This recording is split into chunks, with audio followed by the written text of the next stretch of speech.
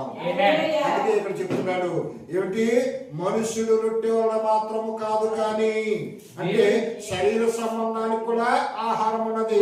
ఆ శరీర సంబంధమైన ఆహారం ఏంటి అంటే అది రొట్టె. అర్థమవుతుందండి? శరీరానికి కావాల్సిన ఆహారం అంటే రొట్టె.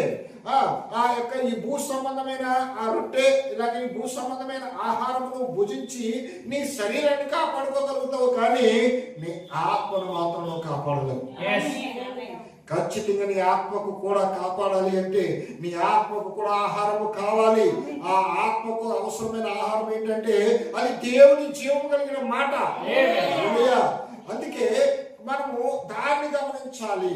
ఆ జీవము కలిగిన దేవుని మాట, ఆ తండ్రి యొక్క చిత్తము ఏమి సెలవిస్తుంది, ఏం చేయమంటుంది, ఆ ప్రకారం మనం చేస్తేనే ఆ రోజున మనము అనిశ్చత్వంలో ఉంటాం. అది చేయకుండా నేను లోకంలో జీవిస్తూ ఇదిగో ప్రభు సన్నిధి నేను ప్రార్థన చేస్తున్నాను, నాకు కార్యాలు జరుగుతున్నాయంటే జరుగుతాయి, కార్యాలు జరుగుతాయి.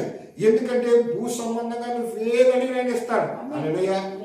ఎందుకు అడుగుతాడు? భూ సంబంధంగా నువ్వు అడిగావు కాబట్టి నువ్వు అడిగిన నీ అక్కర్ను తీర్చడానికి, నీ అవసరం తీర్చడానికి ఆయన ఆశీర్వాదం ఇస్తాడు. ఈ భూ సంబంధంగా నువ్వు దీవించబడతావు, శరీర సంబంధంగా నువ్వు అభివృద్ధి పొందుతావు, శరీర సంబంధంగా నీకు ఆరోగ్యం వస్తుంది, శరీర సంబంధంగా కావాల్సినటువంటి అక్కర్లు తీరుతాయి, మంచి వస్తువులు వస్తాయి, మంచి వస్త్రాలు వస్తాయి, మంచి బిల్డింగ్లు వస్తాయి, మంచి కావాల్సినటువంటి శరీర సంబంధమైనవి అన్ని అనుభవిస్తావు.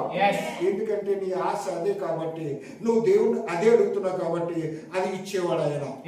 అయితే ఇవన్నీ ఇచ్చాడు కదా, నీకు పరలోకం ఇస్తాడా? ఖచ్చితంగా ఆయన పరలోకం మాత్రమే ఇవ్వడు. పరలోకం ఇవ్వాలి అంటే ఖచ్చితంగా ఆ పరలోక సంబంధమైన దానికోసం నువ్వు ప్రార్థించాలి. పరలోక సంబంధమైన దానికోసం నువ్వు ప్రార్థించాలంటే యోహాను సువార్త 15:7 ఒకసారి చదువుకుందాం. యోహాను సువార్త 15:7 త్వరగా. నాయందు మీరును మీ యందు నా మాటలు నిలిచి ఉన్న యెడల మీకు ఏది ఇష్టమో అడుగుడి. దేవునికి స్తోత్రం. హల్లెలూయా. నాయందు మీరును మీ యందు నా మాటలను నిలిచి ఉన్న యెడల.